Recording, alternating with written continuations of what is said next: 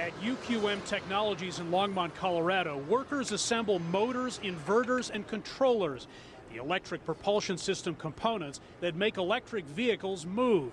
The production floor is organized, efficient, and very quiet. It's a little bit light today, but for the most part, it's a very typical day.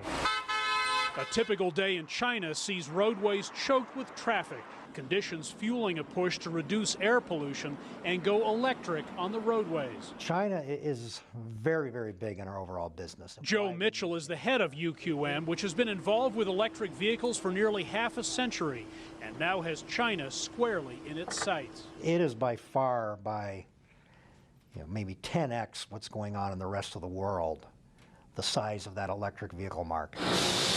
With battery costs down dramatically in recent years, the operating costs of electric buses have come down as well. Chinese government incentives have encouraged electrification.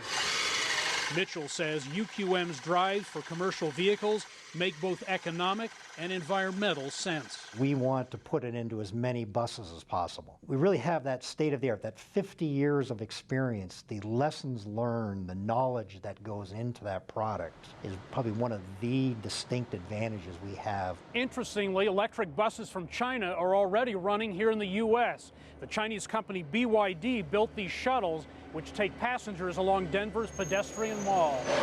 The electric vehicle market is a two-way street. It's always a challenge when you go from one culture to another.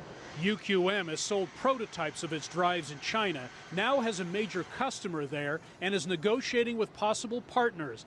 A Chinese factory is in the works. You need to be in China to be part of the China market. You can't do it from the other side of the world. The world has changed for UQM. We want to be up and running by the end of this year. Hendrik, Sybrandy, CGTN, Denver.